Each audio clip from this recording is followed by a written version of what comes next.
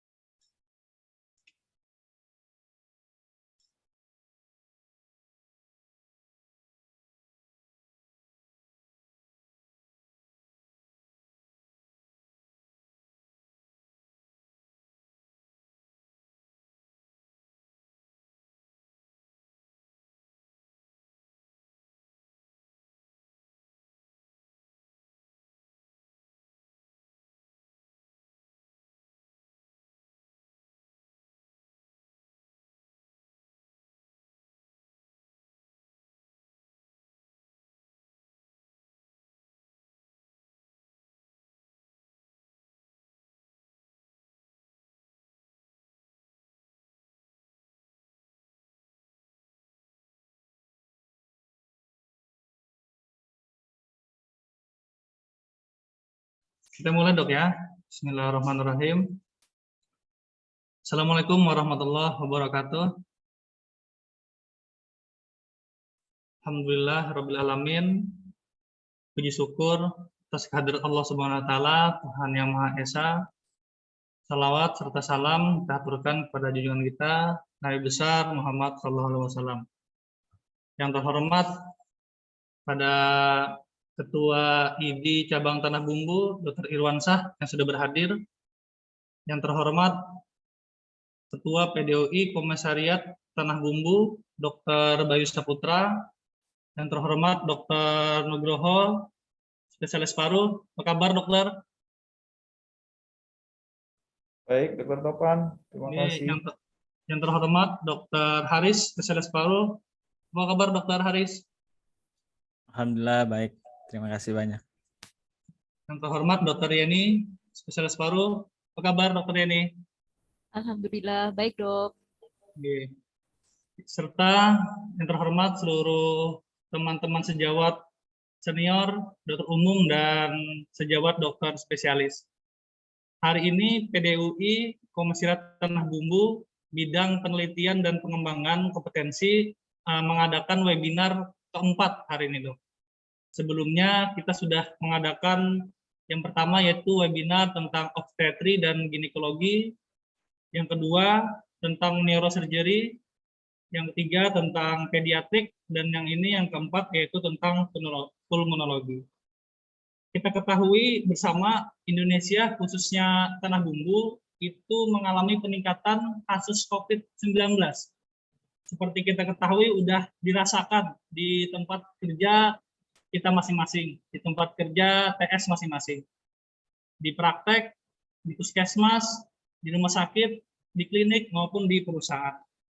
Sehingga kami mengangkat tema tentang COVID-19 update 2022 untuk mengupdate ilmu teman-teman sejawat sekalian tanpa mengenyampingkan penyakit paru yang lain, penyakit paru yang masih eksis di era pandemi ini. Mungkin itu penghantar dari saya. Kita langsung lanjut karena peserta sudah banyak. Kita buka acara ini dengan mengucapkan Ummul Quran Suratul Al-Fatihah. Bismillahirrahmanirrahim. Alhamdulillahirabbil alamin. Ar-Rahmanir-Rahim. Maliki yaumiddin.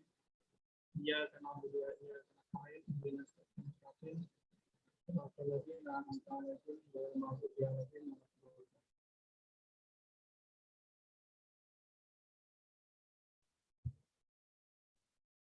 Kemudian memasuki acara selanjutnya, yaitu penyampaian materi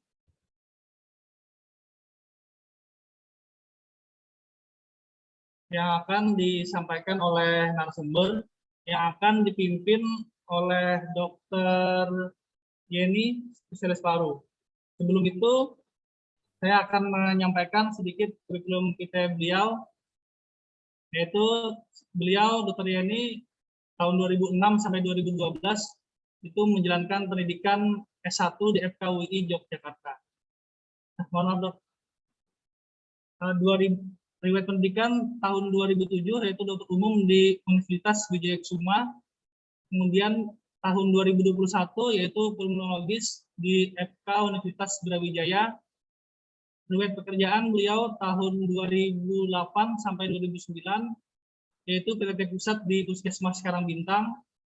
Kemudian April 2009 sampai Januari 2017 yaitu dokter PNS di Puskesmas Karangbintang. Kemudian tahun 2017 sampai 2018 menjadi Kepala Seksi Kesehatan Keluarga dan Gizi di Dinkes Tanah Bumbu. Mungkin lanjut ke waktu dan layar sepenuhnya, saya persilahkan ke Dr. Yeni, spesialis paru. Silahkan dokter. Terima kasih Dr. Topan yang telah membuka acara pada siang hari ini. Assalamualaikum warahmatullahi wabarakatuh. Suara saya bisa terdengar dengan jelas ya, Dok? Siap, terdengar dok. Ya. Baik, teman sejawat sekalian, pada siang hari ini kita akan mengadakan webinar terkhusus untuk pulmonologi dengan tema COVID-19 Update 2022. Pada siang hari ini kita akan menghadirkan dua materi yang akan dibawakan oleh dua narasumber. Yang pertama yaitu Omicron varian New Guideline of COVID-19 edisi 4 yang akan dibawakan oleh Dr. Nugroho, spesialis paru, dan materi kedua akan dibawakan oleh Dr. Abdul Haris, spesialis paru dengan Management of COPD during the COVID-19 pandemic.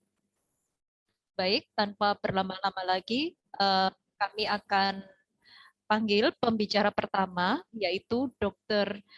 Nugroho Eko Prasetyo, spesialis paru. Beliau ini sebelum kita mulai, kita akan bacakan sedikit kurikulum vitae beliau. Dr. Nugroho Eko Prasetyo lahir di Jakarta 10 November 1984. Beliau telah menyelesaikan pendidikan dokter umum di Universitas Malahayati, Bandar Lampung, kemudian meneruskan pendidikan magister kedokteran klinik pada tahun 2016 sampai 2019 dan program pendidikan dokter spesialis pulmonologi dan kedokteran respirasi di Universitas Sumatera Utara dan lulus pada tahun 2020. Untuk waktu dan tempat, untuk waktu dan layar kami persilahkan Dr. Nugroho, kita berikan waktu 30 menit. Silakan dok. Baik, selamat siang. Terima kasih buat moderator dan panitia atas kesempatannya yang diberikan kepada saya. Pada hari ini saya akan membicarakan tentang materi yang sudah diberikan oleh dari panitia, yaitu COVID-19 update dan new guideline-nya. Sebetulnya sih memang sudah banyak yang dibicarakan sebelumnya.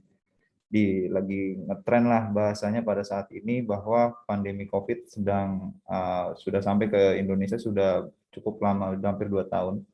Mohon izin saya untuk men-share screen materinya ya, dokter.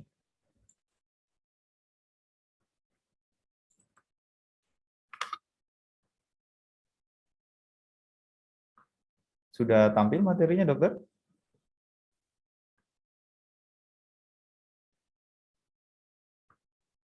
Halo, Dokter Yeni?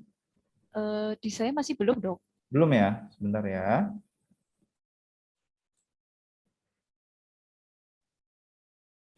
Belum Ya ada dok, ya? sudah tampil tapi tinggal di Belum slideshow ya? ya slideshow. Oke. Sebentar.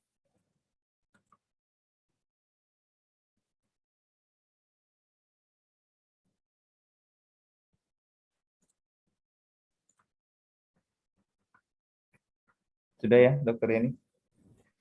Sudah lihat? Masih belum di slideshow ya dok. Oh gitu, sebentar. Mungkin agak delay jaringan nih.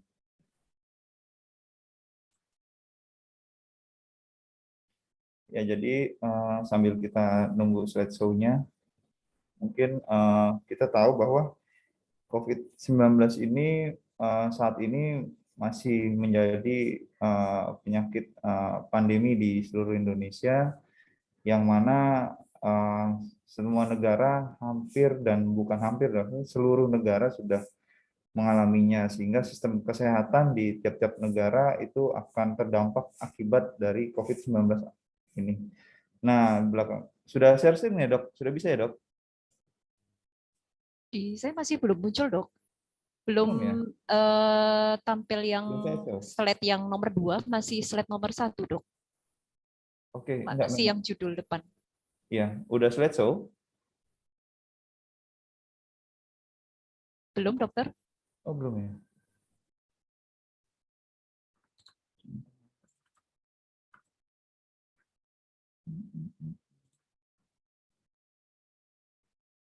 Saya share screen lagi.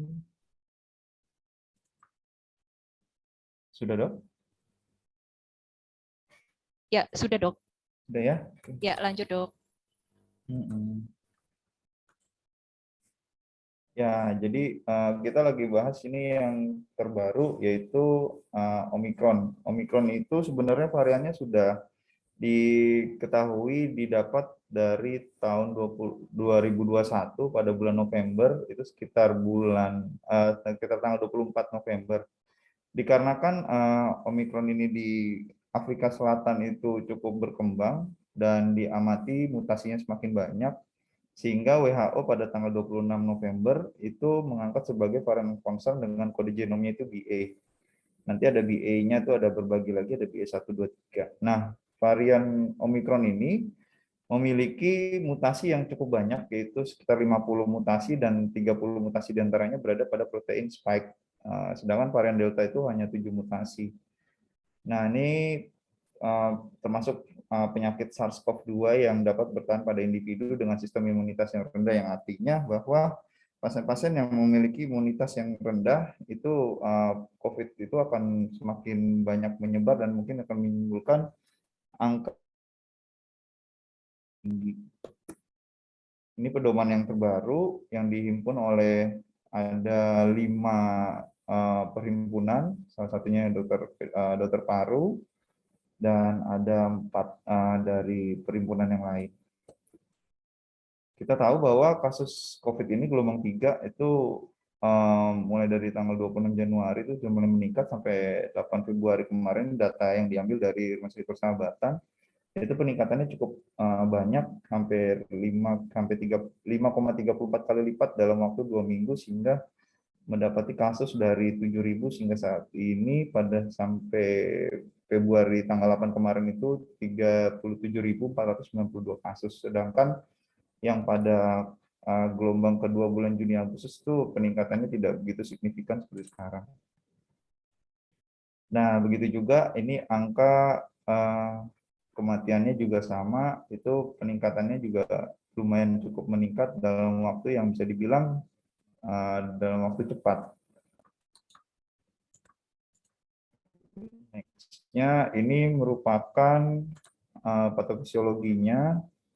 Jadi bahwa si COVID ini masuk melalui saluran pernapasan yang akan ditangkap oleh responden S inhibitor 2 dan protein dari TPMRSS2 reseptor, dan setelah itu akan mengaktifkan dari makrofag yang mengaktifkan dari CD8+ T cell, neutrofil, dan limfosit, sehingga menjadi terbentuklah marker proinflamasi kasket. Ini ada banyak, ada interleukin 6, interleukin 10, interleukin 2, 1 beta, TNF alpha, interferon gamma, VEGF, ROS, dan protease, sehingga terjadi akut lung injury. Nah, hal ini yang akan menyebabkan terjadinya angka keparahan pada pasien itu sendiri, sehingga terjadilah nantinya akan terbentuk gagal nafas. Kenapa Omikron itu bisa terdeteksi? Pertama, pemeriksaan kita tahu bahwa pemeriksaan yang dilakukan adalah dengan menggunakan antigen atau dengan PCR, itu screening awalnya. Nah, yang dilihat itu kalau dari metode dari PCR itu adalah protein S dari spike-nya, nukleokapsid itu N2 dan envelope-nya atau kantongnya. Nah, bagaimana S terdeteksi nanti? Kalau bisa terdeteksi, berarti kemungkinannya bisa Omikron. Kalau tidak terdeteksi, lebih cenderung dia Omikron. Kenapa? Karena varian Omikron ini terjadi mutasi pada spike-nya sehingga sebanyak 69-70, sehingga target gen spike-nya menjadi tidak terdeteksi atau yang kita kenal sebagai S-gene target failure atau S-gene dropout. Pemeriksaannya bisa dengan pemeriksaan PCR. Dengan sebelumnya kita juga bisa lakukan whole genome sequencing. Nah, mutasi pada neocapsid itu tidak berpengaruh terhadap pemeriksaan dari tes cepat antigen. Artinya antigen tetap bisa mendeteksi walaupun si gen S-nya mungkin failure atau delay. Biasanya seperti itu. Terus, nah ini subvarian awal yang dari Institut Denmark itu tahun 2022. Bulan tanggal 20 Januari kemarin itu ada 3 subvarian Omikron. Nah, itu ada BA1, BA2, dan BA3. Nah, BA1 ini yang banyak, sebagian besar terjadi di dunia. Namun, kalau di Denmark itu yang meningkat justru BA2. Subvarian B2 itu ditemukan pada hingga 45 kasus COVID-19 di minggu kedua Januari 2002. B1 dan B2 itu memiliki banyak perbedaan mutasi satu sama lain dan di bagian yang penting, perbedaan mutasinya antara perbedaan mutasi awal dengan alfa. Perbedaan yang besar tersebut dapat berdampak pada penularan, keparahan gejala, atau manfaat vaksin. Tapi kita tahu ini karena ininya baru, jadi memang belum ada data penelitian yang besar. Dampak BA2 pada diagnosis itu tadi S-gene targetnya failure dan bisa memprediksi bahwa ini kemungkinan varian Omikron, tapi kita harus lakukan WGS sebelumnya. Nah, BA2 itu nggak memiliki delesi pada 69-72 pada gen S, sehingga SGTF itu tidak bisa diandalkan untuk screening varian Omikron. Artinya, bisa saja varian Omikron ini gen S-nya memang terdeteksi. Nah, maka itu ini bisa menyebabkan bahwa kalau nggak ada SGTF-nya bukan berarti itu bukan Omikron. Kalau berdasarkan WHO, definisi kasus varian Omikron itu pertama dibagi menjadi kasus suspek varian Omikron, kasus probable Omikron, dan kasus terkonfirmasi. Di mana kasus suspek itu kasus terkonfirmasi COVID-19 gejalanya sesuai, mirip lah seperti yang sudah ada. Kasus terkonfirmasi itu sesuai dengan definisi kasus WHO yang bertempat tinggal atau melakukan perjalanan dari area yang mendeteksi Omikron dalam 14 hari sebelum timbul gejala. Artinya, kalau misalkan nanti ada kasus Omikron dan curiga dia dari perjalanan dari tempat atau daerah yang memang memiliki kasus Omikron, kemungkinan itu bisa masuk ke dalam kasus suspek varian Omikron. Cuman pada akhirnya nanti kasus Omikron akan menjadi spread out-nya lokal. Jadi mungkin kasus terkonfirmasi ini juga tidak mesti seperti ini bunyinya.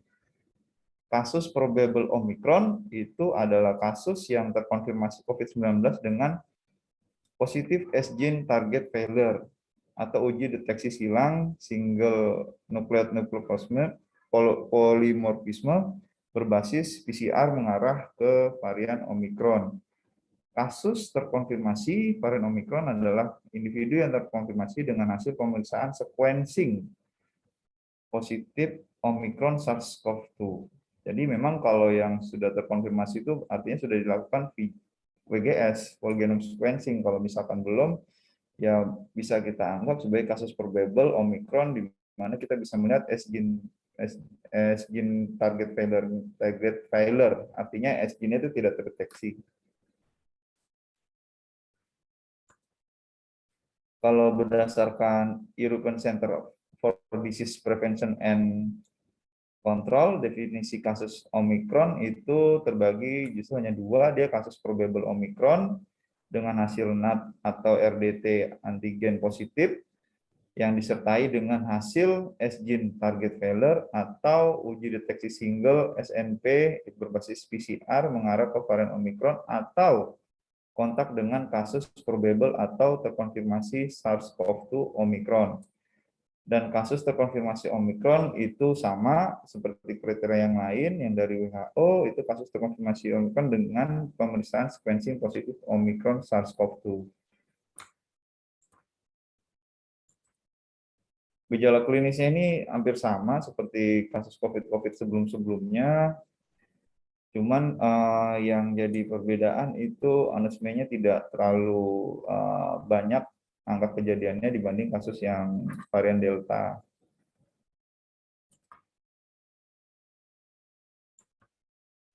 Kasus Omicron ini di RSUD Persahabatan itu yang mereka pernah buat survei itu gejala batuk kering itu 63%, nyeri tenggorokan 54%, lemah letih 50%, pilek 27%, sakit kepala 36%, nyeri perut 5%, demam 18%. Artinya justru tidak ada keluhan anosmianya di sini, dan komorbid ini yang banyak terjadi itu hipertensi, diabetes, asma, kanker paru, dan gagal ginjal.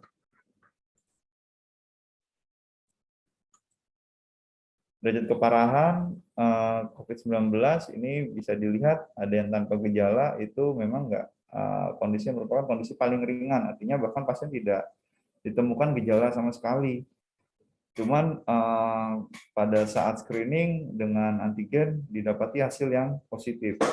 Atau mungkin dia kalau di rumah sakit sering ditemukan bahwa misalkan pasien ini mau operasi, entah itu operasi mata atau operasi THT atau operasi abdomen atau yang di luar dari berkaitan dari paru, yang seringnya ditemukan di sini yaitu dengan antigen positif. Dan itu juga baru-baru ini aja, baru sekitar infonya dari seminggu yang lalu. Itu udah banyak kasus yang terjadi ya di rumah sakit Daan. Terus kalau untuk yang gejala ringan, itu pasien dengan gejala yang seperti batuk pilek, terus nyeri perut, dan lain sebagainya, tapi nggak ada bukti pneumonia, virus atau tanpa hipoksia, artinya saturasi oksigen masih bagus.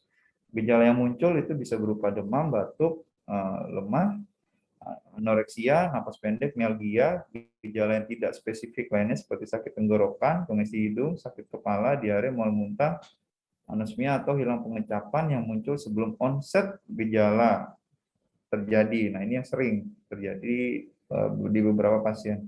Dan pasien usia tua dengan imunokompromis gejala atipikal seperti lemas, penurunan kesadaran, mobilitas menurun, diare, hilang nafsu makan, delirium, dan tidak ada demam. Nah, ini yang masuk ke dalam kriteria ringan. Bagaimana dengan yang kriteria sedang? Sedang ini pada pasien remaja atau dewasa, pasien dengan tanda klinis pneumonia itu seperti demam, batuk, sesak, napas cepat, tetapi tidak ada tanda pneumonia. Berat termasuk saturasi oksigennya masih bagus, itu 93% dengan aerob. Untuk dengan pasien dengan derajat berat atau pneumonia berat, pada pasien remaja atau dewasa, pasien dengan tanda klinis pneumonia seperti demam, batuk, sesak napas, napas cepat ditambah satu dari frekuensi napas lebih dari 30 kali per menit, distres pernapasan berat atau saturasi oksigen 93% pada udara ruangan. Nah, isolasi ini sangat penting untuk mencegah penularan, di mana kita tahu bahwa mencegah itu lebih baik daripada kita mengobati ya. Jadi yang paling penting di sini adalah isolasi, yaitu kita harus bisa mengisolasi pasien.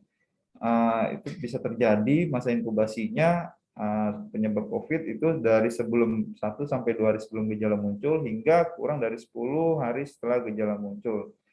Di mana kita tahu paling virus ini bisa menularkan itu 1 sampai 2 hari sebelum bergejala hingga 2 sampai 3 hari setelah bergejala.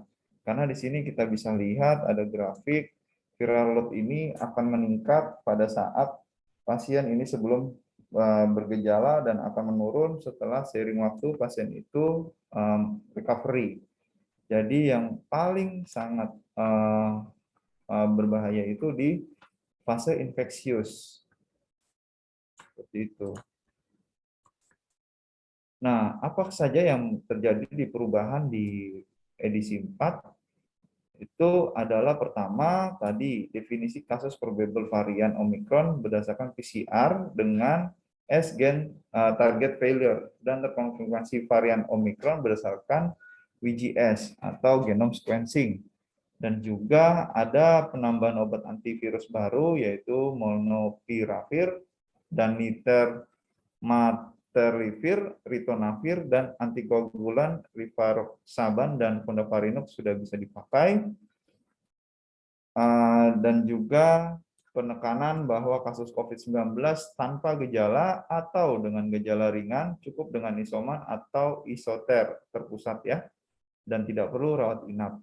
Penata laksanaan kasus sedang, berat, kritis dilakukan di rumah sakit.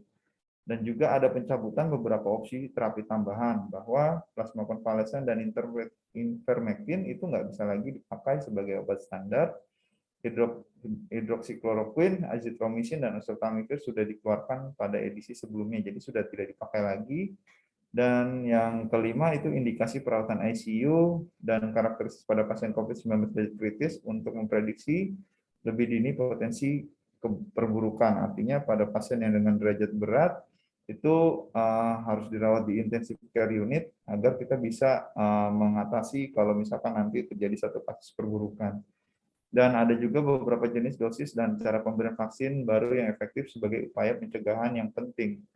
Karena kita tahu bahwa pasien dengan pemberian vaksin, baik itu vaksin pertama, kedua, dan booster, itu sangat berpengaruh terhadap angka keparahan dari atau angka kunjungan dari rumah sakit sendiri.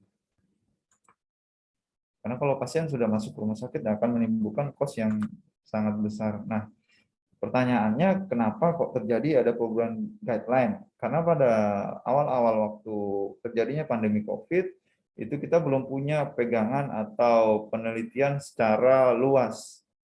Nah, pada saat ini karena sudah berjalan selama 2 tahun, jadi sudah banyak perubahan-perubahan dan penelitian-penelitian yang dilakukan di berbagai negara yang akhirnya bisa kita pakai sebagai guideline untuk mengikuti perkembangan data dan ilmiah terbaru dan untuk pengobatan pasien. Karena kita tahu bahwa kemarin seperti yang di gelombang kedua itu banyak sekali pasien-pasien yang bisa dikatakan angka keparahannya semakin meningkat.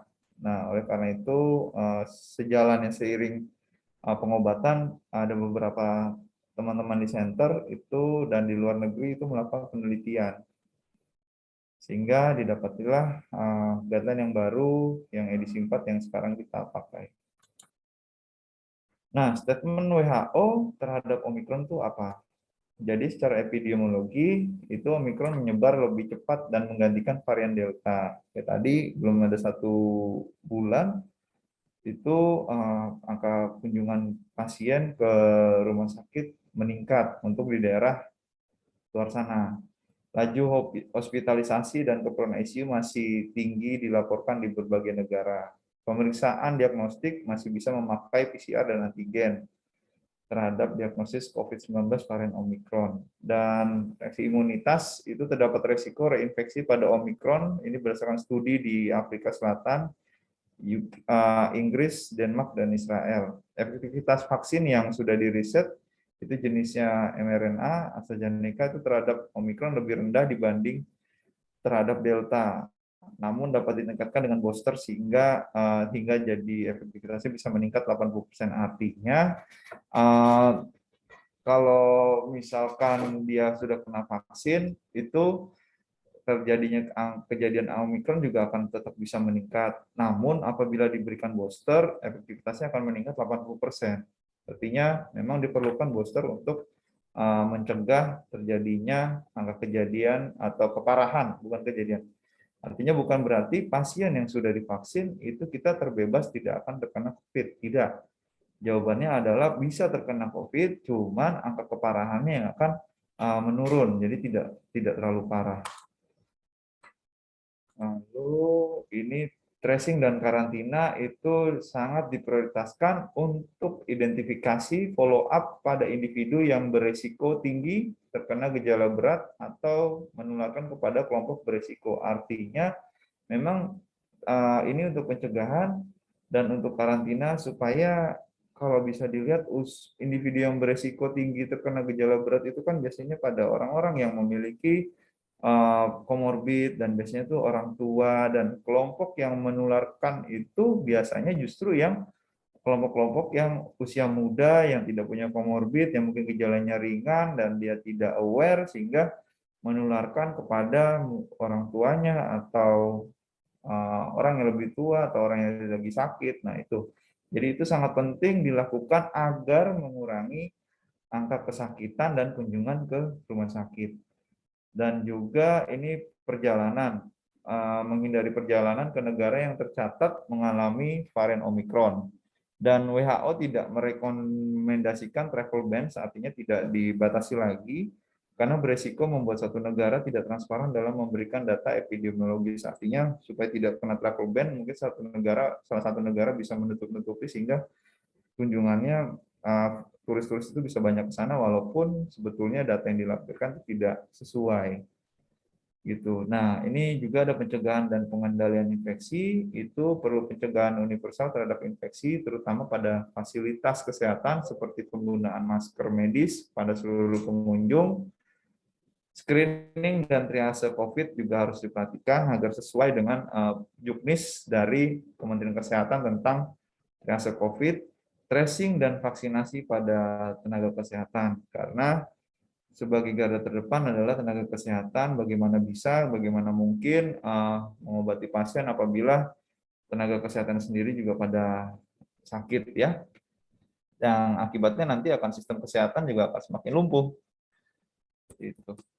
Patogenitas varian Omikron memiliki tropisme atau kecenderungan untuk infeksi pada saluran nafas atas dibandingkan varian Delta yang kecenderungan infeksinya pada saluran nafas bawah. Artinya, yang pada varian Omikron ini, dia akan menginfeksi seringnya hanya di saluran nafas atas, sehingga makanya gejala sesak nafas itu atau gejala berat yang dari pernapasan itu seringnya tidak muncul.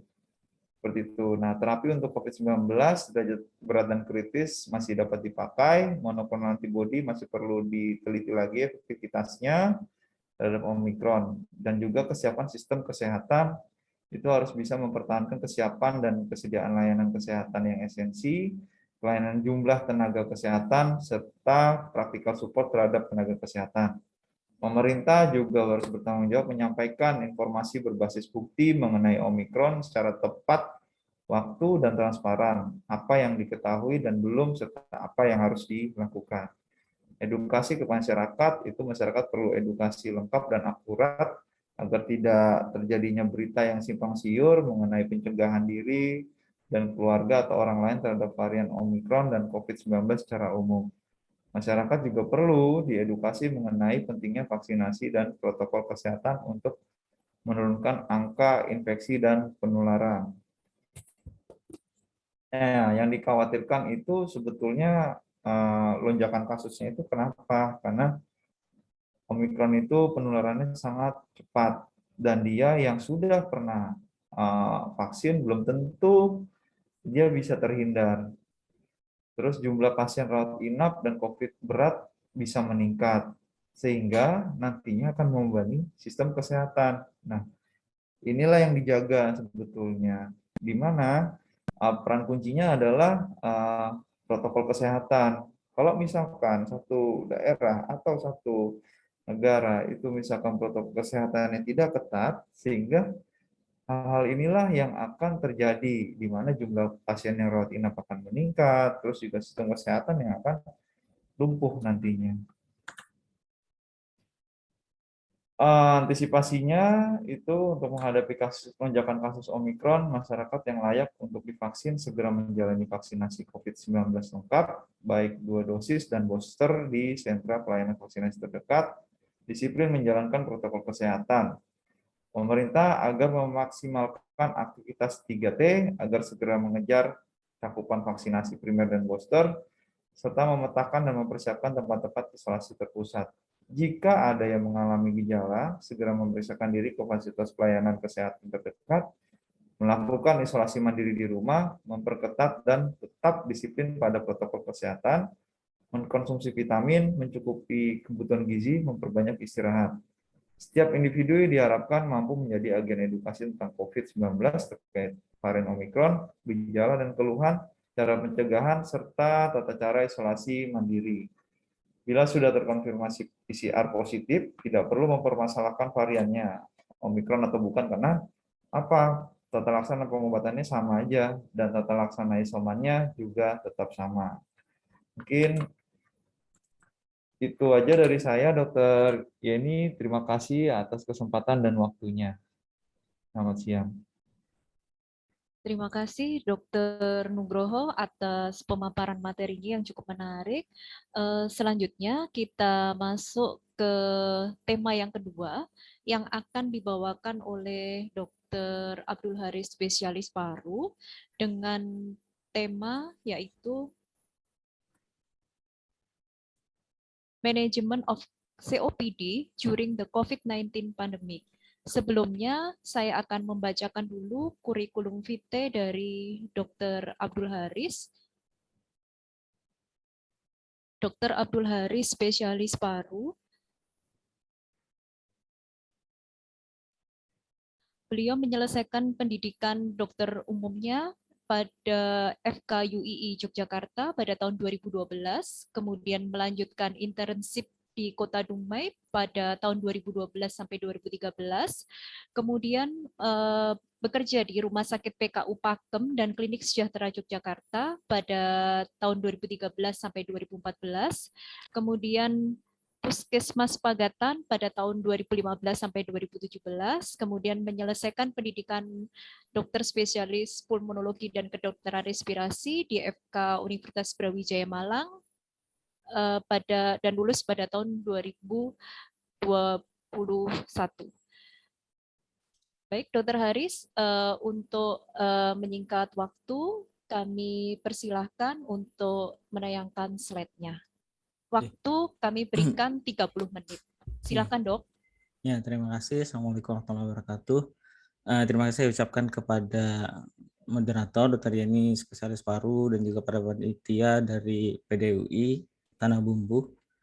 Terima kasih atas kesempatannya. Kali ini kami mencoba menyampaikan materi tentang manajemen COPD ya pada era pandemi. Saya izin share screen ya, Dok.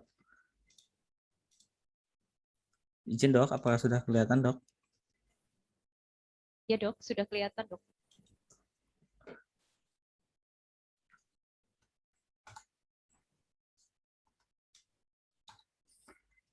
Baik, langsung saja ya, mengacu kepada definisi tentang COPD berdasarkan GOLD tahun 2022. Di sini dikatakan bahwasanya COPD itu merupakan suatu penyakit yang umum, dapat dicegah dan diobati, ditandai dengan gejala pernapasan dan keterbatasan aliran udara yang menetap. Di mana COPD ini disebabkan kelainan saluran napas dan atau alveolar akibat paparan yang signifikan terhadap partikel atau gas berbahaya dan dipengaruhi faktor host dan perkembangan paru yang abnormal, di mana komorbid signifikan sangat berpengaruh pada morbiditas dan mortalitas daripada COPD ini. Lalu bagaimana dengan definisi PPOK eksaserbasi? Di sini dijelaskan pada GOLD 2022, yaitu gejala pernapasan akut yang memberat sehingga memerlukan terapi tambahan. Kemudian mengatasi PPOK eksaserbasi penting karena eksaserbasi berpengaruh buruk pada status kesehatan, angka rawat inap, dan kekambuhan serta progresivitas penyakit. Nah, ini beberapa yang harus kita perhatikan pada PPOK eksaserbasi ya. Dikatakan eksaserbasi itu yaitu terjadi peningkatan inflamasi saluran napas, kemudian peningkatan produksi mukus dan trapping gas, serta mengakibatkan terjadinya peningkatan sesak napas. Di mana gejala eksaserbasi berdasarkan GOLD 2022 di sini ada 3 yang selalu kita perhatikan, yaitu peningkatan volume sputum, perubahan warna sputum menjadi purulen, serta sesak yang memberat. Di mana faktor-faktor pencetus terjadinya eksaserbasi itu ada banyak seperti infeksi virus, bakteri, polutan, maupun perubahan cuaca dan lain-lain. Nah, pasien PPOK yang berisiko COVID-19 terutama pasien-pasien yang memiliki FEV1 prediksinya itu ya kurang dari 50%. Kemudian ada riwayat eksaserbasi dengan perawatan di rumah sakit, kemudian membutuhkan oksigen jangka panjang yaitu LTOT ya, serta PPOK dengan komorbid lainnya. Nah, ini tadi sudah disampaikan oleh Dr. Nugroho bagaimana patogenesis dari COVID-19 ya.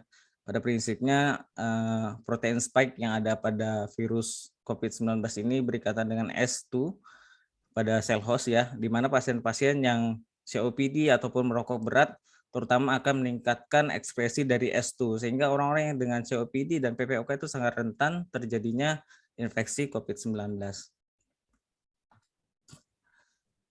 Nah, ini klasifikasi eksaserbasi. Kalau kita teman-teman sejawat ketemu di IGD ya, ada ringan, sedang, dan berat. Ringan itu di mana perbaikan ya dengan diberikan SABA atau bronkodilator. Kemudian yang sedang itu jika diberikan SABA, kemudian antibiotik dan kortikosteroid. Sedangkan yang eksaserbasi berat tentu saja yang pasien-pasien sudah harus rawat inap.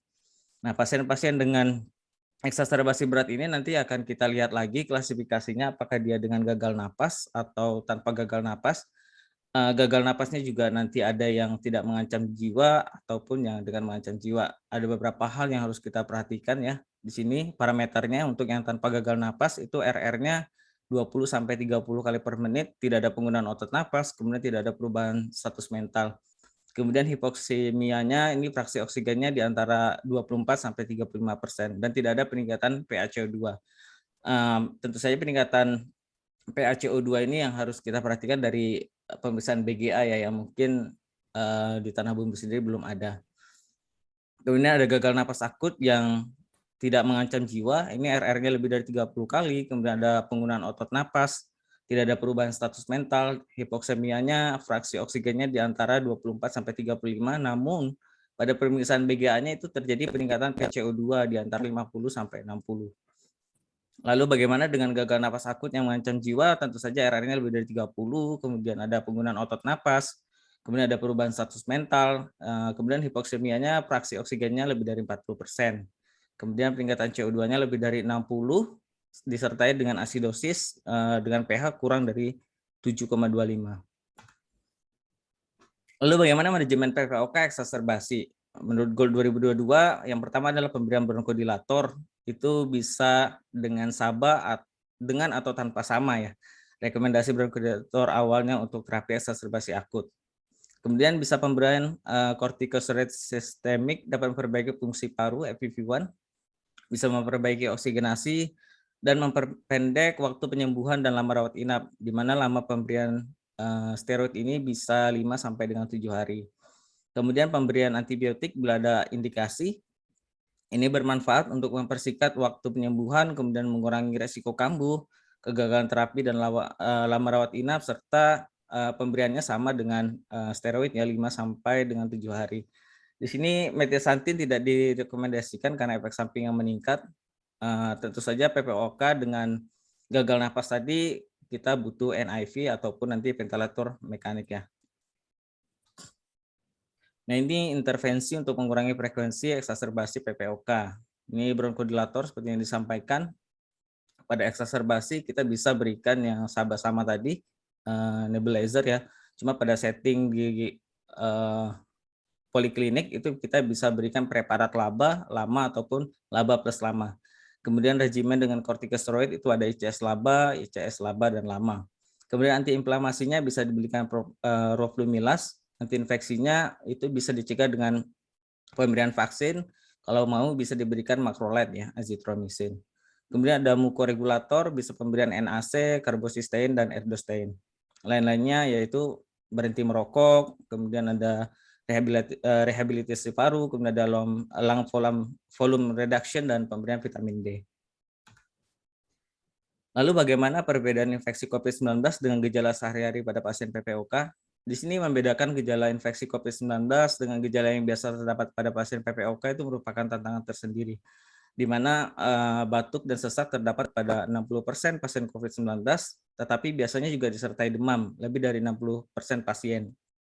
Kemudian ada kelelahan, kebingungan, diare, mual, muntah, nyeri otot, anosmia, disgeusia, dan sakit kepala. Tapi seperti yang disampaikan oleh Dr. Nugroho tadi, untuk varian Omicron lebih kepada saluran pernapasan atas ya, tidak ada anosmia, disgeusia, dan presentasinya kecil. Nah, ini perbedaan klinisnya ya dari GOLD 2022. Sini gambarannya pada COPD itu ada batuk dan sesak ya. Sedangkan yang pada COVID tadi seperti yang sudah dijelaskan ya. Nanti pada gambaran-gambaran pemeriksaan penunjangnya juga akan terlihat jelas pada pasien-pasien dengan COPD itu terjadi hiperinflasi, sedangkan pada pasien-pasien COVID tentu ada gambaran infiltrat terutama pada perifer, medial sampai ke inferior. Lalu bagaimana sih strategi protektif pasien PPOK ya? Pasien PPOK perlu mengikuti aturan kontrol infeksi seperti yang disampaikan oleh Dr. Nugroho juga tadi.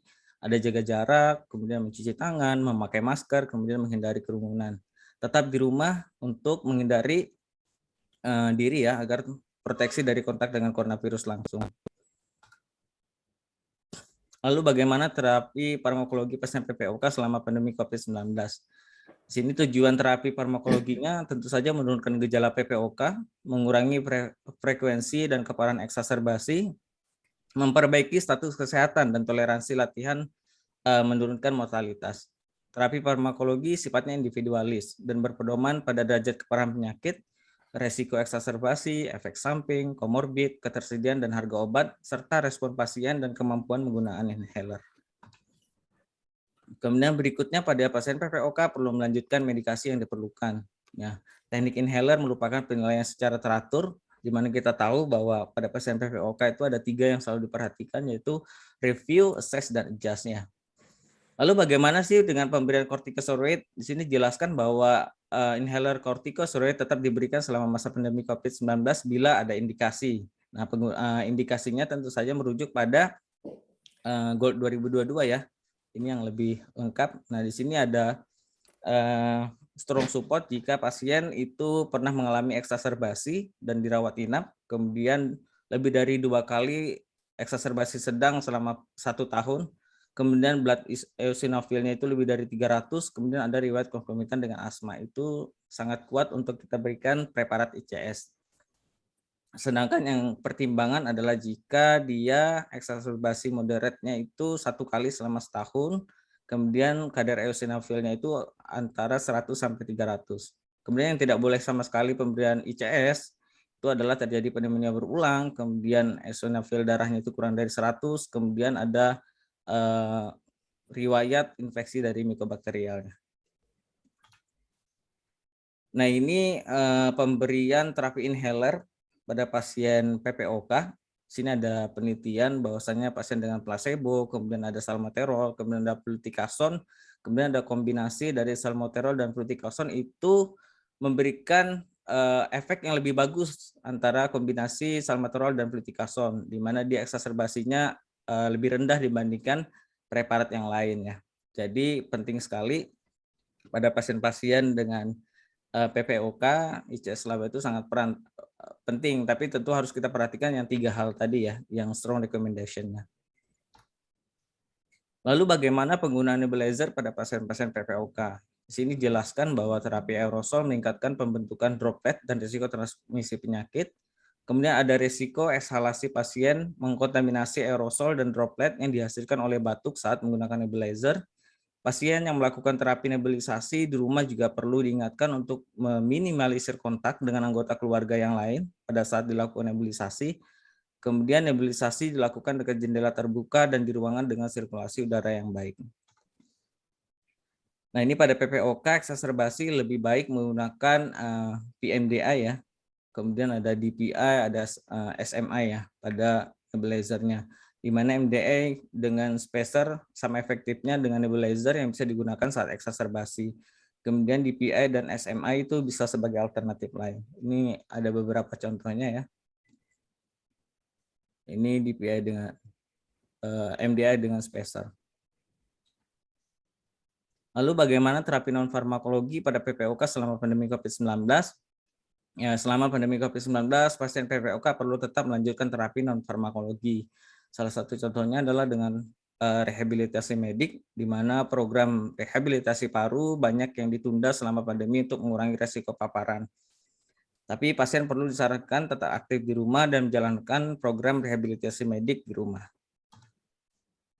Kemudian rehabilitasi paru ini berperan untuk memperbaiki keluhan, kualitas hidup, aktivitas fisik, dan emosi setiap hari. Kemudian selanjutnya adalah program rehabilitasi terdiri dari 3 komponen, yaitu latihan fisik, psikososial, kemudian latihan pernapasan. Nah, pada pasien dengan hipoksemia kronik yang berat itu memerlukan LTOT atau long term oksigen terapi. Kemudian terapi non farmakologi berikutnya adalah vaksinasi. Ya, vaksinasi tetap bisa dijalankan dengan protokol kesehatan. Di sini ada vaksinasi influenza, vaksinasi pneumokokal. Ini dapat menurunkan kejadian infeksi saluran napas bawah. Kemudian yang berikutnya adalah berhenti merokok. Ini efektif mengurangi resiko PPOK dan memperlambat progresivitas dari PPOK. Di mana ada 5 strategi ya, yaitu strategi 5A. Yang pertama, tanyakan, advis, nasihati, assess, dinilai, assist, dibimbing, kemudian di-arrange untuk mengatur jadwal kunjungan berikutnya. Lalu bagaimana pemeriksaan spirometri pada masa pandemi? Pemeriksaan yang reproducible ya dan objektif untuk mengetahui adanya keterbatasan aliran udara, tetapi masa pandemi itu tentu membatasi pemeriksaan spirometri untuk mengurangi risiko aerosol. Ada SOP dari PDPI ya, saya tidak masukkan di sini bahwa ada beberapa hal yang harus dipertimbangkan baik itu dari operatornya, kemudian alatnya atau tempatnya, kemudian juga pasiennya. Jadi kalau memang harus betul-betul kita lakukan spirometri, misalnya pada pasien-pasien dengan kan tidak harus pasien PPOK ya, misalnya pada pasien-pasien yang harus mengetahui faal paru untuk tindakan operasi, itu juga harus betul-betul diperhatikan. Jadi harus menggunakan APD lengkap juga operatornya. Kemudian observasi pasien PPOK selama pandemi COVID-19 ini untuk meminimalisir penyebaran SARS-CoV-2. Pusat Kesehatan mengurangi kunjungan tatap muka dengan melakukan konsultasi jarak jauh secara online, telepon, dan video link ya. Sebagai kesimpulan, yang pertama adalah mengatasi PPOK eksaserbasi merupakan hal yang penting karena eksaserbasi berpengaruh buruk pada status kesehatan, angka rawat inap, kekambuhan, dan progresivitas penyakitnya. Eksaserbasi PPOK terutama dicetuskan oleh infeksi, bakteri, dan faktor lingkungan. Perlu upaya preventif untuk mengurangi resiko paparan SARS-CoV-2 pada pasien PPOK sehingga tidak terjadi eksaserbasi. Kemudian pasien PPOK yang berisiko terkena COVID-19, terutama pasien PPOK dengan FEV1-nya kurang dari 50%, kemudian dari riwayat eksaserbasi dengan perawatan DRS, kemudian membutuhkan oksigen jangka panjang, dan PPOK dengan komorbid lainnya. Berikutnya adalah penerapan protokol kesehatan, berhenti merokok, vaksinasi, melanjutkan terapi farmakologi dan non-farmakologi, itu merupakan faktor penting bagi penderita PPOK selama masa pandemi. Nah, pasien PPOK perlu tetap menggunakan obat inhaler yang sudah teratur digunakan, serta tindakan yang menimbulkan aerosol perlu dibatasi seperti spirometri dan nebulisasi. Ya, mungkin itu dokter ini yang bisa kami sampaikan sedikit ya tentang bagaimana manajemen COPD pada era pandemi. Demikian, terima kasih. Assalamualaikum warahmatullahi wabarakatuh. Waalaikumsalam warahmatullahi wabarakatuh. Terima kasih Dr. Haris atas pemaparannya. Setelah kita lewati 2 materi, tiba saatnya kita pada session tanya jawab. Tapi sayangnya di kolom Q&A kita masih belum ada untuk pertanyaan masuk dari sejawat sekalian. Mungkin bisa nanti teman sejawat bisa langsung menuliskan chat untuk pertanyaannya di kolom Q&A ataupun bertanya langsung dengan raise hand. Ya. Baik, Dokter Nugroho dan Dokter Haris, sambil menunggu pertanyaan yang masuk, mungkin kita bisa sharing ya Dok ya, seputar pengalaman Dokter. Ya. Kita bisa sharing seputar pengalaman Dokter Haris dan juga Dokter Nugroho dalam menangani pasien-pasien COVID dan juga pasien PPOK yang di era pandemi ini, bagaimana Dok? Yang seperti yang sudah dijelaskan dokter tadi, sekilas saya kutip bahwa pasien-pasien dengan PPOK, apalagi salah satunya dipicu oleh adanya infeksi virus, mungkin erat kaitannya ya Dok ya antara pasien COVID yang mempunyai komorbid PPOK ataupun sebaliknya. Jadi bagaimana untuk kejadian di Tanah Bumbu ini Dok? Pastinya mungkin tidak sedikit ya dok ya, dan juga nanti akan berguna mungkin sharing ilmu ini untuk teman-teman sejawat, apalagi yang bekerja di puskesmas ataupun di klinik, baik itu klinik swasta ataupun yang di tempat terpencil. Bagaimana dok tata laksana dok di lapangan ketika kita mempunyai pasien dengan sesak nafas yang mungkin kita masih belum bisa tahu apakah ini karena PPOK ataupun ini karena COVID, karena sekarang kita perlu waspada apakah pasien ini memang terkonfirmasi COVID atau tidak. Ya, bagaimana dok? Silahkan Dokter Nugroho mungkin ya dok. Nanti disusul dengan Dokter Haris. Baik, terima kasih Dokter Yani. Ya, memang pengalaman kita memang agak sulit ya untuk membedakan secara klinis saja kita bilang. Karena kan kalau di rumah sakit mungkin kita modalitasnya juga lumayan lah bisa dilakukan, salah satunya mungkin radiologis ya. Bagaimana dengan teman-teman yang di puskesmas yang mengalami kondisi yang mungkin emergensi, pasiennya sesak, terus adanya retraksi saluran napas, saturasi rendah, ya kuncinya sih yang pasti pertama pengobatan emergensinya dahulu. Setelah itu baru kita akan menyusul bahwa untuk diagnostiknya. Nah, untuk pengobatan emergensinya dahulu kita bisa lihat dari klinis pasien. Apapun itu, penyakit-penyakit paru itu hampir sama. Mau dia PPOK, mau dia TB, mau dia asma, mau dia COVID, gejala pernapasan itu hampir sama rata-rata. Pasti ada batuk, sesak napas, kalau yang untuk infeksi mungkin ada demam. Nah, jadi yang untuk emergensi, untuk di puskesmas bisa dilakukan adalah pemberian dari suplemen oksigenase berdasarkan dari saturasi pasien. Mungkin kalau itu yang mungkin agak-agak kerepotan kita apabila kita nggak punya saturasi di sana. Tapi kita bisa melihat dari klinis, dari adanya cyanosis atau kalau misalnya kurang oksigen, atau bahkan dari sifat pernapasannya yang cepat. Nah itu, setelah itu baru kita lakukan pemberian obat-obatan yang lain. Nah yang jadi khawatirnya memang seperti yang dibilang Dr. Yani tadi, ini agak overlapping antara ini pasien COVID apa bukan? Apakah hanya PPOK pasien non-infeksi? Ataukah pasien ini PPOK sama dehidrasi? Bisa juga dia hipotermi. Kan seperti itu. Nah, itulah yang perlu pemahaman dari teman-teman sejawat juga untuk menganamnesa lebih detail lagi. Cuman memang di musim pandemi kayak gini juga kita juga harus berhati-hati ya, bahwa kita juga harus bisa menjaga diri kita sendiri dulu. Safety-nya harus bagus. Pemakaian masker. Nah, baru setelah itu apabila anamnesa sudah bisa dilakukan, setelah itu kita lakukan pemeriksaan fisik. Khusus untuk di paru, kita akan dengar seperti yang dipaparkan tadi sama Mas Haris bahwa itu PPOK adalah penyakit obstruksi yang mana nantinya mungkin akan terdengar suara nafas yang adanya hambatan dari aliran nafas seperti suara wheezing atau ronki ya. Seperti itu barulah bisa kita tetap lakukan pengobatan. Nah, yang jadi permasalahan pada saat pandemi COVID kayak gini, nebulisasi itu seperti apa? Kan itu, apakah bisa dilakukan pengobatan tanpa pemberian nebulisasi? Ya bisa saja, yang penting emergensinya dulu diatasi di sana.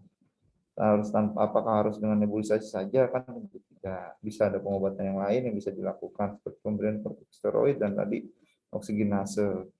Gitu, lalu setelah itu kita refer, kalau pasien sudah agak stabil, baru kita refer ke rumah sakit. Nah, biasanya memang kalau untuk penata laksanaan di rumah sakit ini juga nanti akan berbeda lagi halnya. Kita akan melihat lagi lebih detail lagi berdasarkan pemeriksaan laboratorium yang menunjang nanti di sini. Seperti itu sih Dokter Yani kalau dari saya untuk dokter-dokter yang berada di fase tingkat pertama ya, atau yang di garda terdepan sebetulnya ya untuk menangani pandemi COVID ini ya. Kalau kita sebenarnya di rumah sakit ini terima-terima aja dari mereka. Seperti itu. Ya, mungkin seperti itu sih. Bagaimana mungkin ada pandangan lain nanti dari Dokter Haris? Ya, terima kasih Dokter Nugroho. Mungkin bisa ditambahkan oleh Dokter Haris, Dok. Silakan, Dok. Terima kasih dok.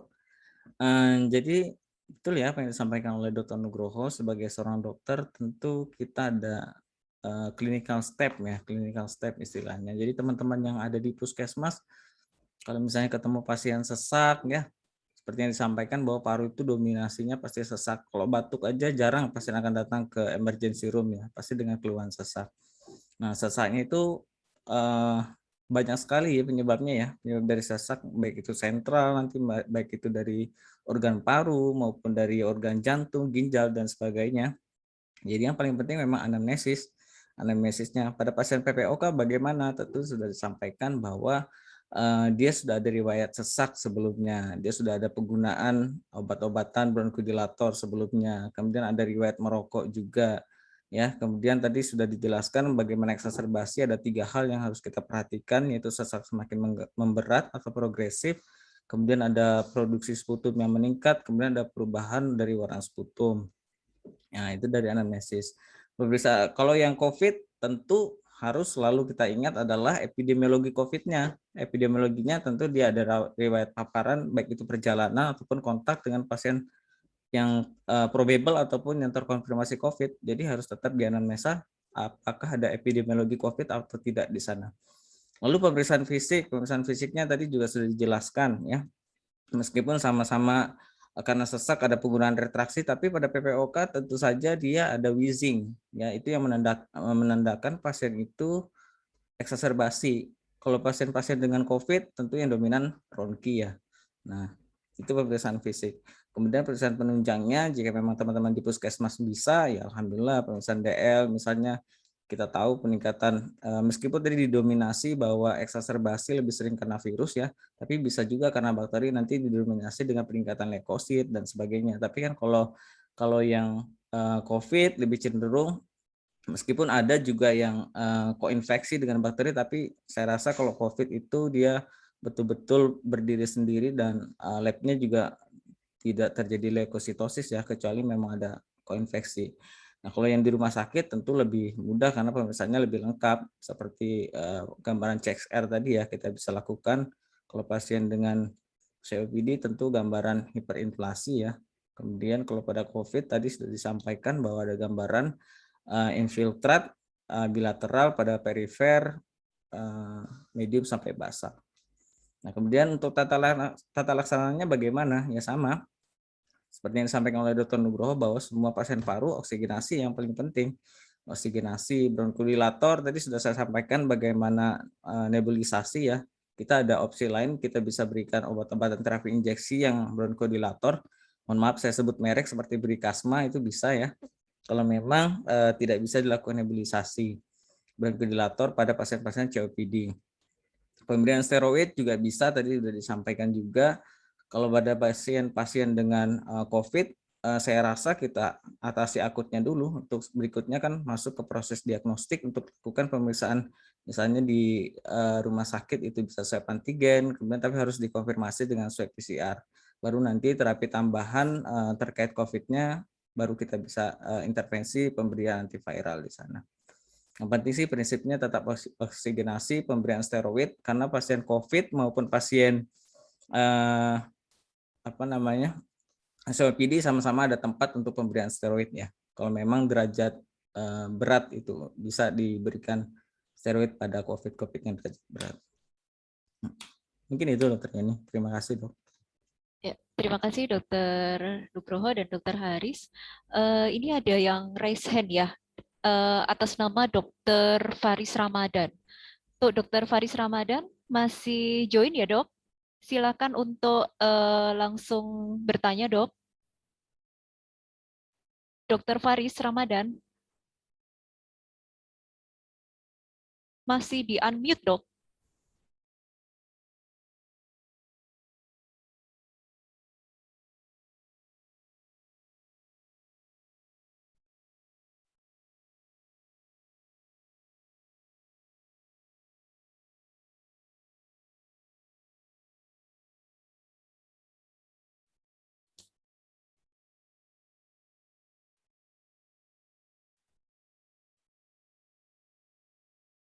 Silakan Dokter Faris Ramadan. Apakah masih join, Dok? Oh, ini, Dok. Kita masuk dulu ke pertanyaan ya, Dok. Dokter dari Dokter Bayu Saputra. Izin bertanya, Dokter, terkait vaksinasi terutama pada anak. Apakah anak batuk pilek tetap boleh divaksin, Dokter? Silakan, Dok. Mungkin dari Dokter Nugroho, Dok, bisa membantu menjawab pertanyaan dari Dokter Bayu Saputra, Dok. Oke, terima kasih. Saya coba jawab ya, dokter. Sebenarnya karena dengan kondisi berarti kan unfit ya sebetulnya ya, berarti Pak anak sakit ya. Sebenarnya yang bisa jawab adalah dokter anak nih. Besok sesekali nanti dibuatin ini ya, dokter anak juga dibuat seperti ini webinar. Jadi bisa ini bisa ada juga nanti sharing-sharing. Nah, kalau dari saya sih pribadi sebenarnya tidak bisa ya. Karena pasien ini dengan kondisi sakit dan juga kita juga mesti screening apakah anak-anak ini sudah COVID atau tidak nih dengan adanya batuk pilek ini. Seperti itu dan usia juga, usianya udah berapa tahun. Karena kan juga dibatasi dengan usia sekarang vaksin itu. Dan itu sih dokter Yani, kalau jawabannya dari saya sih mungkin belum bisa tetap vaksin. Terima kasih dok.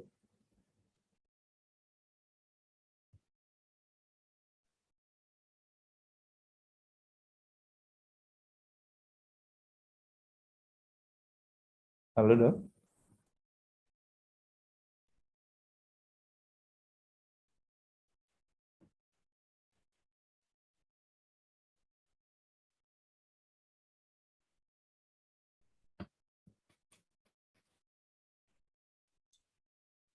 Sebenarnya dokter ini nge-freeze ya.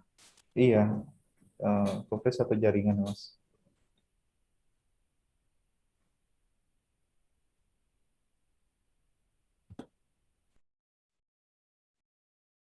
Terus ya udah. Terus ini juga ada gimana nih Mas Haris nih? Dokter Topan? Ada dokter Topan? Panitianya. Nggak apa-apa Mas Haris. Saya-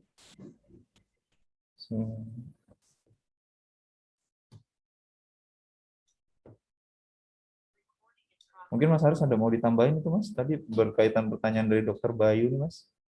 Oh, ya setuju Pak. Ini harusnya dokter anak ya yang lebih paham. Cuma kalau kita merujuk kepada yang dewasa ya, salah satunya itu dijelaskan belum bisa dilakukan vaksinasi jika ada proses infeksi di sana. Nah, pada pasien ini kan misalnya ada batuk pilek, meskipun itu mungkin infeksi viral yang lain, saya rasa juga memang tidak boleh karena pada pasien dewasa pun kalau kita masih dalam keadaan kondisi ada gejala respiratori ya, gejala infeksi itu tidak boleh divaksin dulu sampai betul-betul tidak ada keluhan lagi di respirasinya. Oke, mungkin itu dok. Ya, dok. Dok, apakah suara saya bisa terdengar, Dok? Sudah terdengar dokter ya dok. Oh, alhamdulillah tadi sempat ini, Dok, sempat keluar sebentar putus. Pertanyaan berikutnya, Dok, dari ini Anonymous Attends, yaitu izin bertanya, Dok, untuk gejala alergi seperti apa yang mengharuskan vaksinasi harus dilakukan di rumah sakit, Dok? Jadi apakah gejala alergi tertentu apa, Dok, yang mengharuskan seseorang itu harus dilakukan vaksinasinya di rumah sakit tanpa mungkin tidak harus di puskesmas atau mungkin di fasilitas kesehatan lain, kok harus di rumah sakit? Ini gejala alergi yang seperti apa ya, Dok? Ini terima kasih dokter ini. Ini buat pertanyaannya alerginya alergi karena penyakit terus harus vaksin COVID atau bagaimana ya? Iya, ini Ini agak cuma iya, Dok, cuma menyebutkan bahwa gejala alergi seperti apa yang mengharuskan vaksinasi harus di rumah sakit. Jadi mungkin ini lebih ini ya, Dok ya, luas ini yang dimaksud, belum ada spesifikasinya, Dok, alergi apa yang dimaksud. iya, ya seperti itu. Jadi kalau saya melihat pertanyaannya saya juga belum bisa jawab ya dok ya, mungkin bisa nanti kita keep. Karena kalau misalkan dengan pasien dengan untuk COVID, dia misalkan ada alergi, nanti harus juga konsultasi dulu ke dokter kulit ya, mungkin prosedurnya seperti apa kalau untuk vaksin COVID. Tapi vaksin COVID juga kan tidak tersedia di rumah sakit ya dok ya. Jadi mungkin ini berkaitan sama penyakit yang bukan COVID atau apakah dengan vaksinasi untuk PPOK juga ini kita rancu ya gitu. Dan biasanya juga kalau untuk vaksinasi untuk PPOK juga dia harus tetap menunggu gejalanya dulu kan membaik baru bisa divaksinasi juga. Seperti itu sih mungkin dokter. Mungkin dokter Haris mungkin ada tambahan nih. Anjir dok, sama dok ini masih rancu juga ya. Tapi kalau yang dimaksud adalah karena pertama kami sebagai dokter paru di RS itu tidak pernah menganjurkan untuk vaksin di rumah sakit karena satu memang tidak ada vaksinasinya di rumah sakit. Kemudian alergi meracu pada ini ya pada literatur yang sudah ada bahwa vaksin itu baik itu alergi makanan atau obat-obatan itu berbeda jalur dengan vaksin COVID. Jadi kalau ada pasien alergi makanan ataupun obat itu tidak berpengaruh dengan vaksin COVID. Tetap bisa diberikannya. Tapi bagaimana dengan pasien-pasien dengan yang ada gejala respirasi seperti yang saya sampaikan itu tidak bisa ya gejala respirasi. Ada gangguan infeksi di sana dan sebagainya, sebaiknya ditunda dulu sampai kalau kita pakai di rumah sakit 2 minggu ya Dokter Nugroho ya. Jadi betul-betul tidak ada gejala, bisa beraktivitas seperti biasa ya baru dilakukan vaksinasi ya.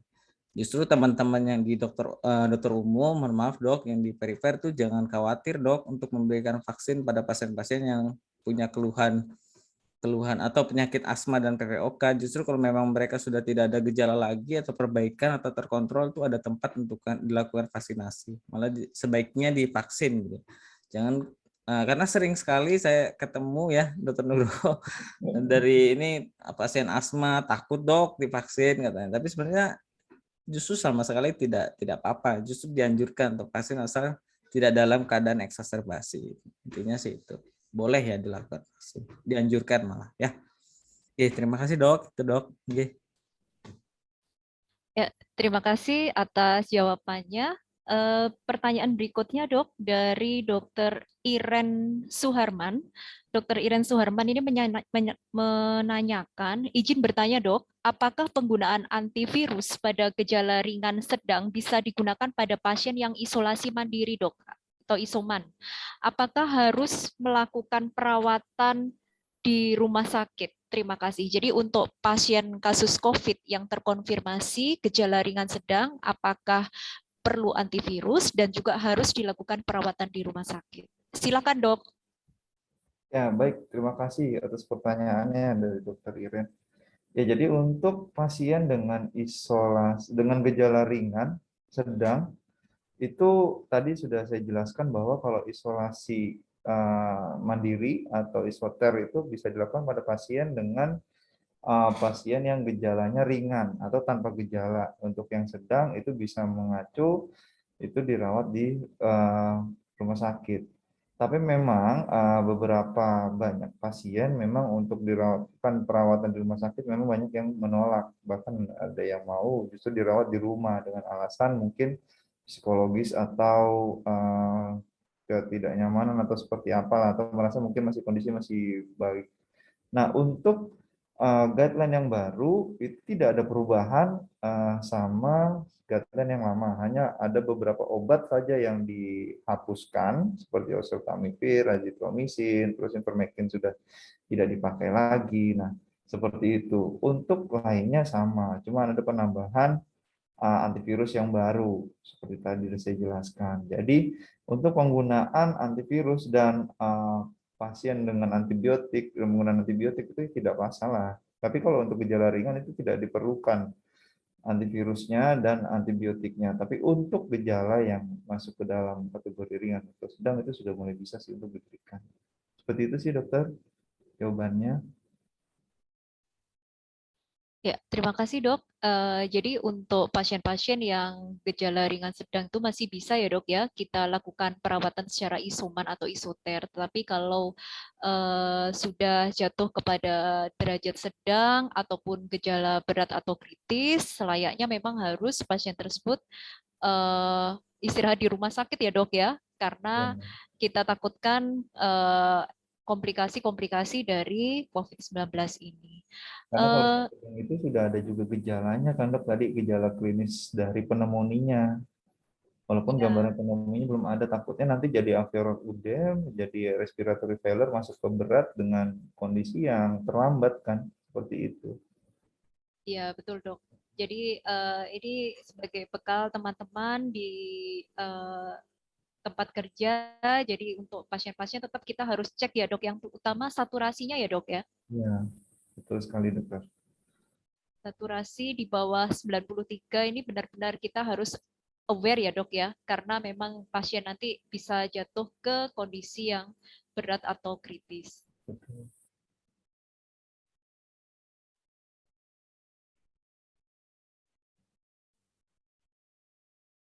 Sambil menunggu pertanyaan lagi dok, ini ada dokter Arditya. Tadi sempat resen. Apakah dokter Arditya masih berhadir di forum Zoom ini dok?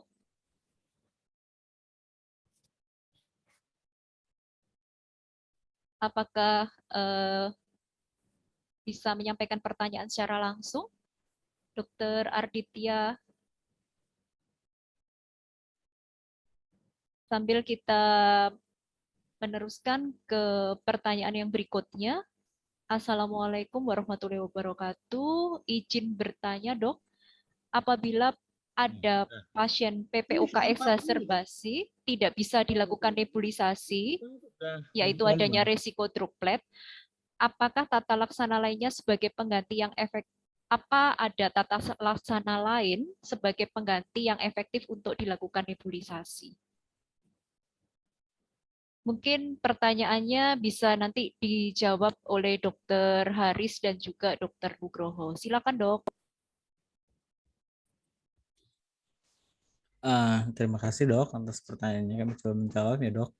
Jadi seperti yang disampaikan tadi bahwa nebulisasi ya bronchodilator itu memang sangat penting ya untuk terapi PPOK eksaserbasi.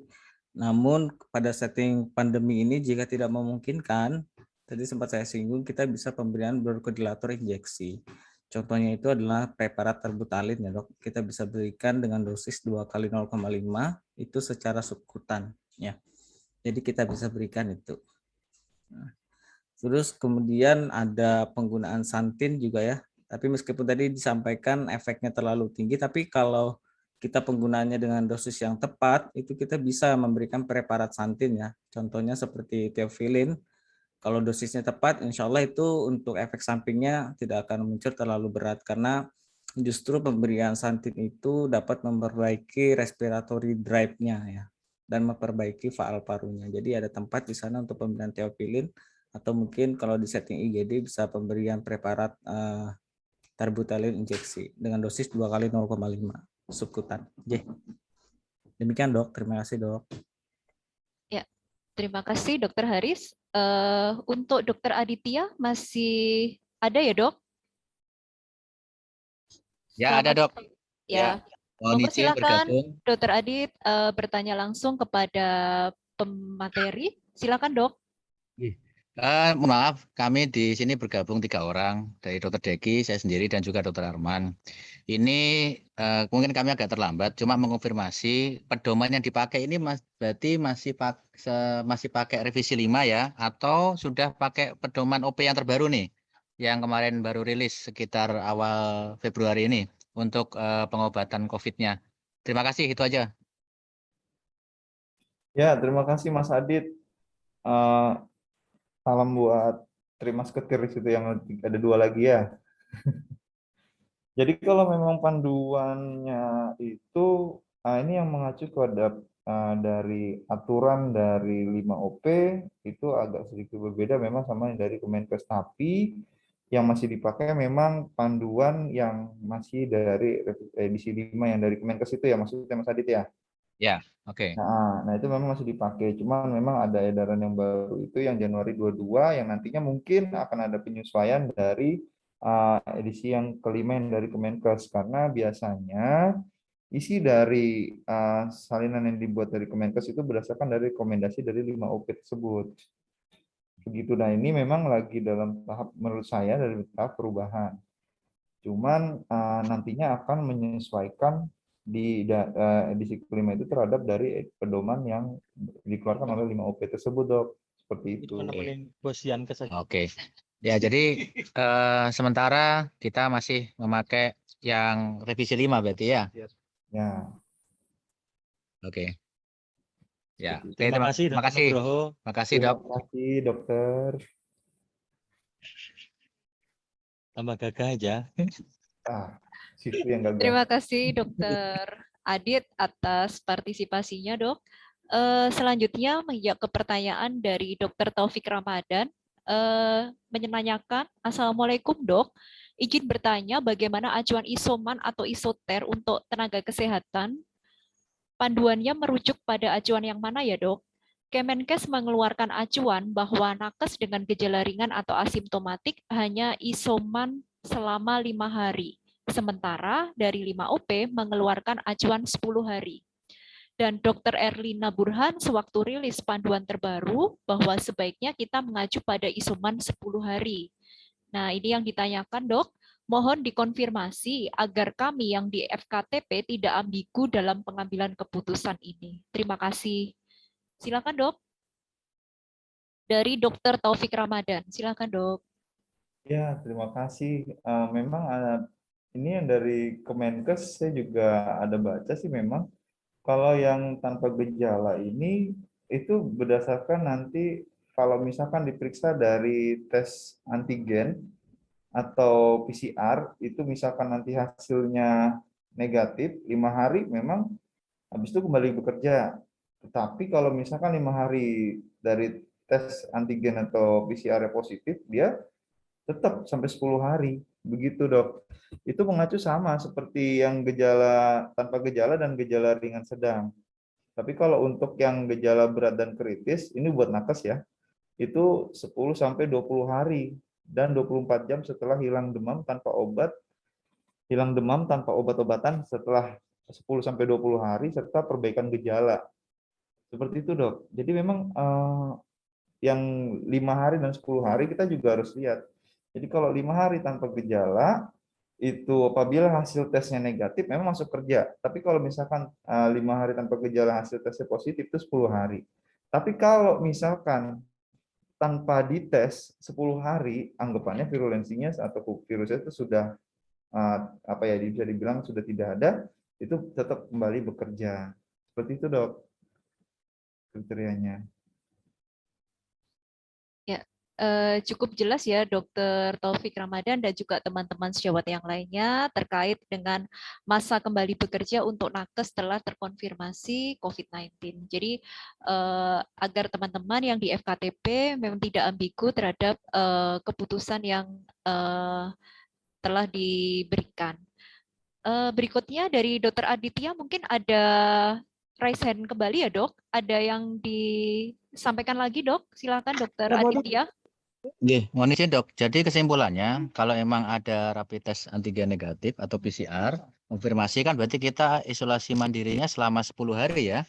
Enggak 5 hari ya berarti kesimpulannya. Ataukah 5 hari dengan RDT antigen negatif bisa sebagai exit test? Terima kasih. Ya, kalau yang dimaksud Dr. Adit berarti kalau misalkan ini perbedaan antara pasien dengan PCR ada dilakukan pemeriksaan, ada yang tidak gitu ya, Dok ya? Maksudnya Ya, ya? betul. Jadi kalau yang tidak tetap itu isolasinya 10 hari.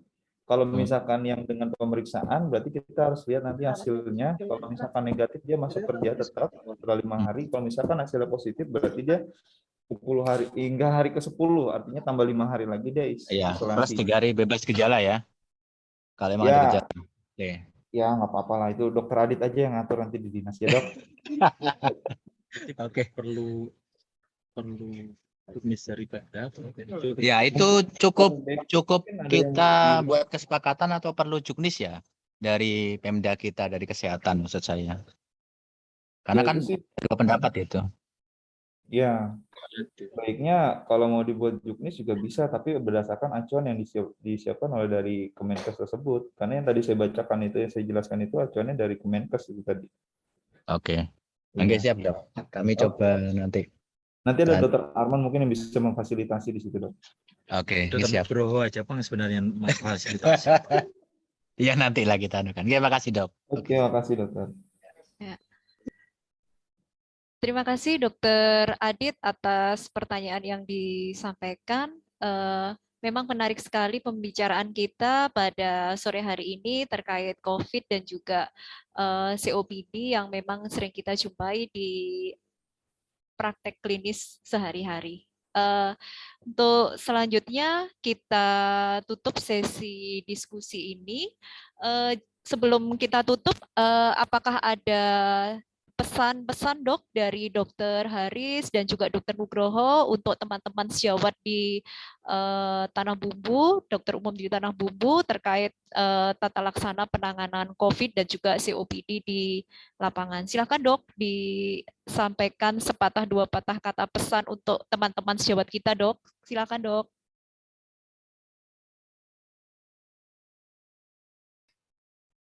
Ya, ini aku dulu apa Mas Haris dulu aja nih?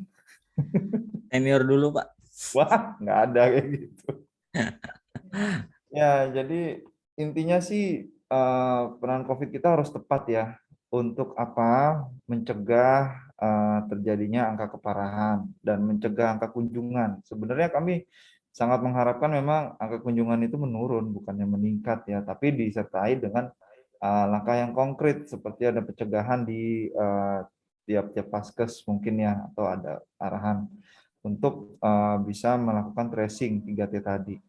Jadi agar bisa terkendali kasusnya. Namun apabila menemukan satu kasus atau beberapa kasus yang memang kondisinya memang harus dirujuk dan dibawa ke rumah sakit untuk mengurangi tingkat mortalitas dan agar juga level PPKM kita juga nggak naik, ya sebaiknya segeralah untuk dilakukan pengobatan ke yang paskes tingkat lanjutannya.